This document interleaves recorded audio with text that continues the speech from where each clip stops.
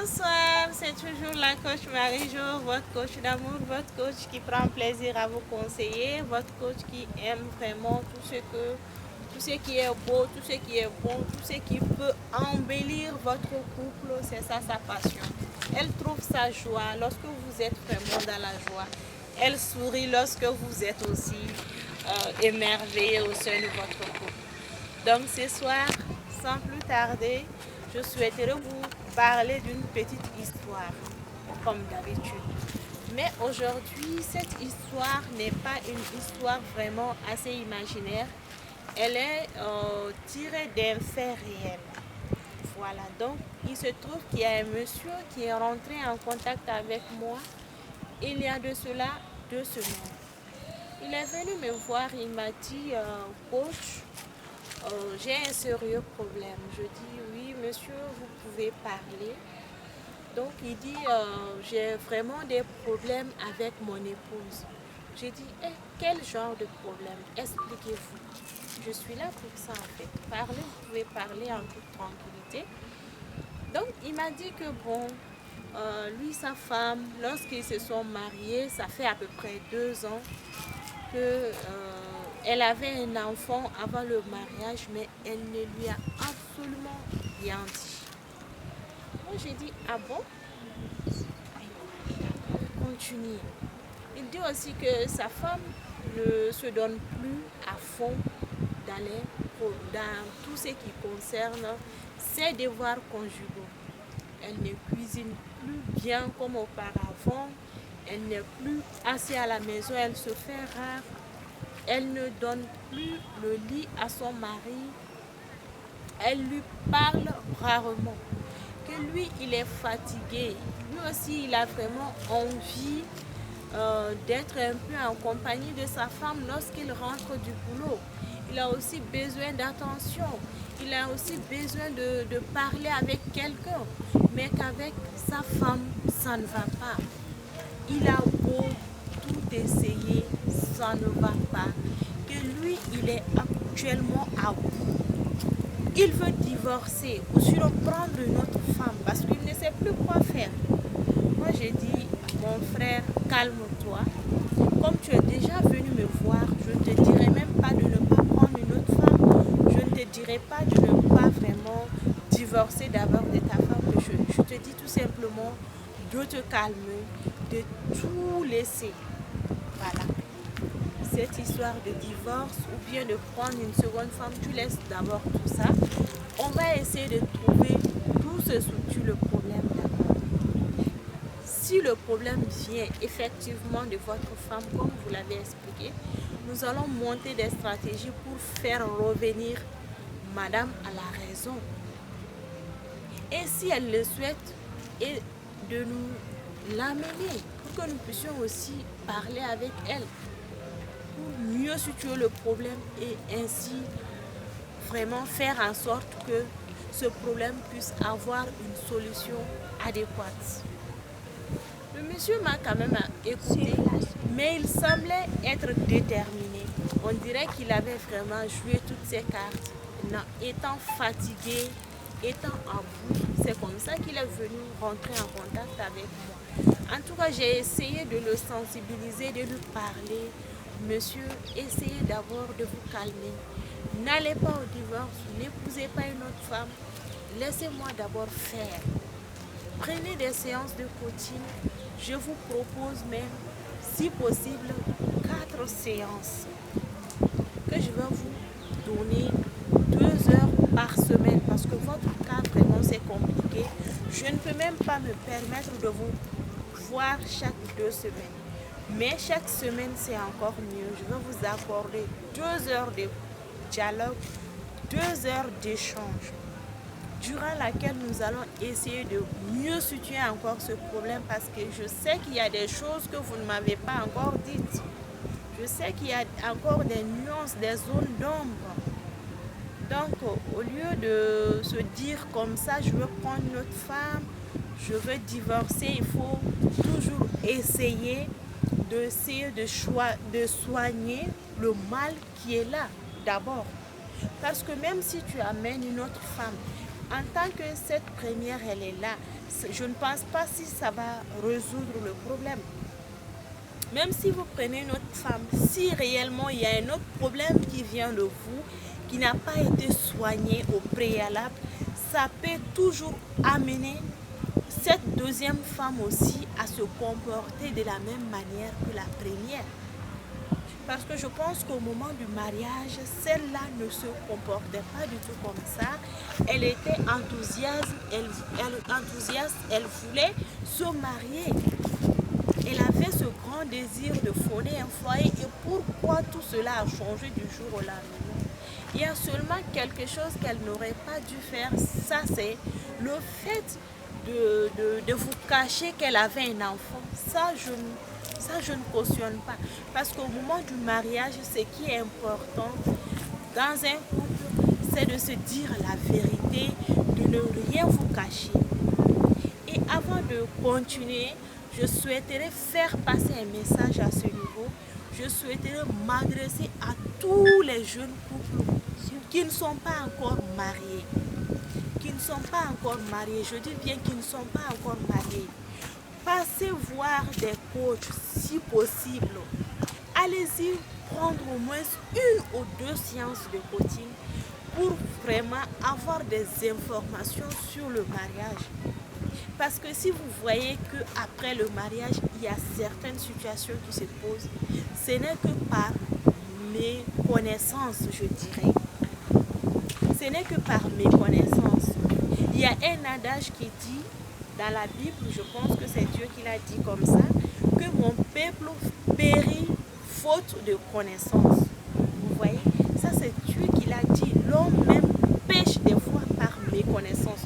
Si l'homme peut pécher par méconnaissance, il y a aussi certains problèmes qui surgissent au sein du couple, qui n'arrivent pas par hasard comme ça. C'est parce que les gens ne savent pas le rôle qu'ils doivent jouer au sein du couple.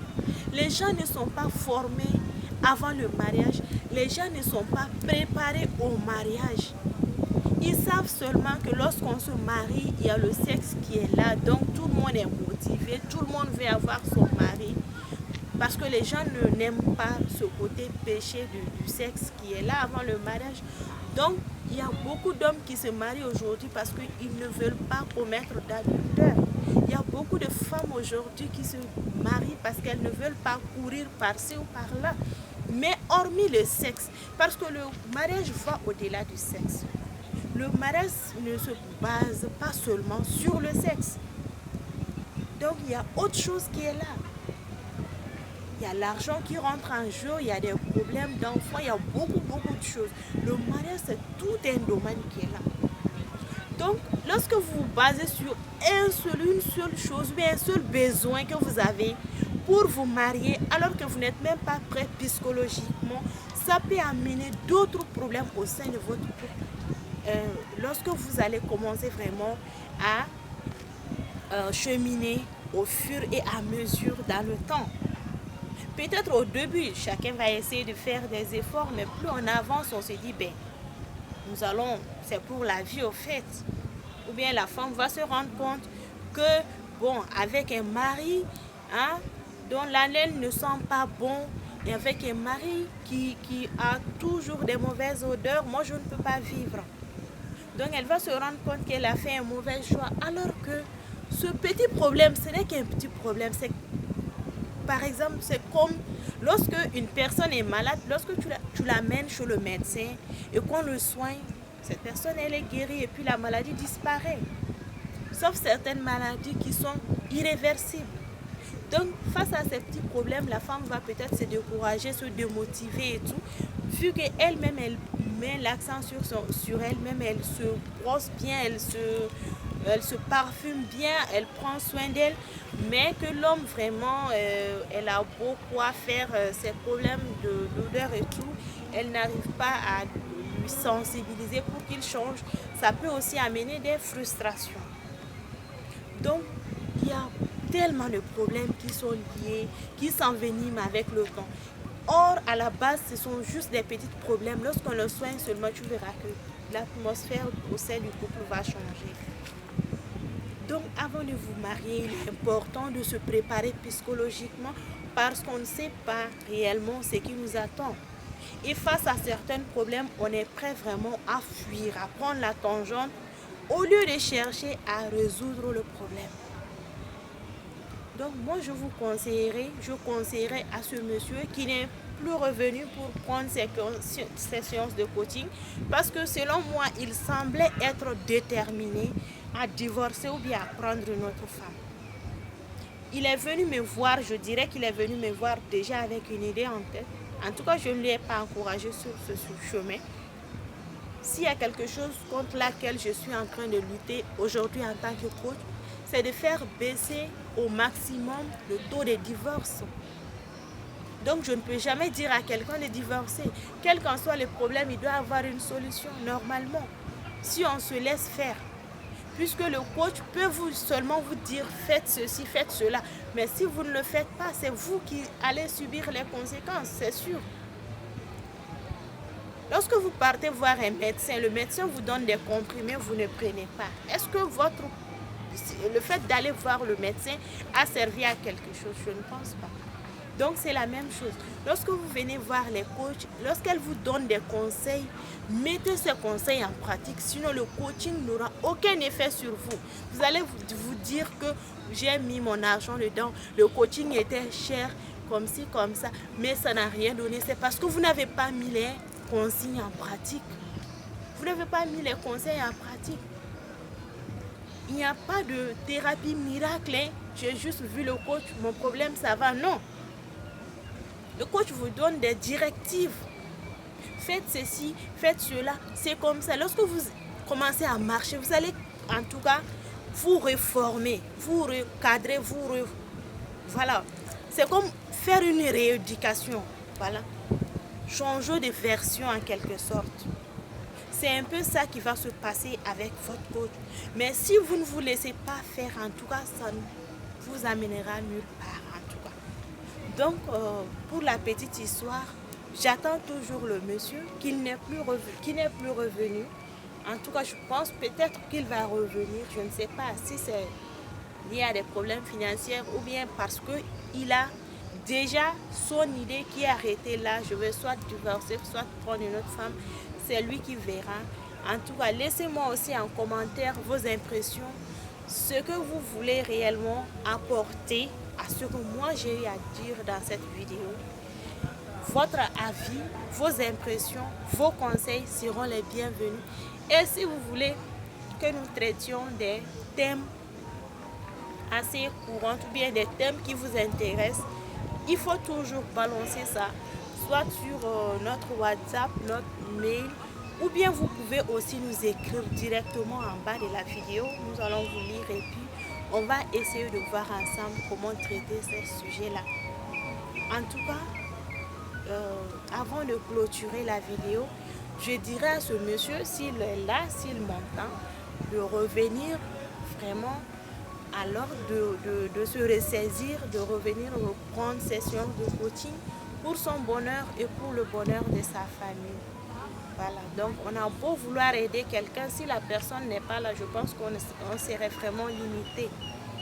Donc voilà, c'est ce que je voulais vous partager ce soir. C'est toujours votre coach Marie-Jo, votre coach d'amour, celle qui prend plaisir vraiment à vous donner des conseils concernant la vie de couple. Je vous remercie. On se dit à un autre moment.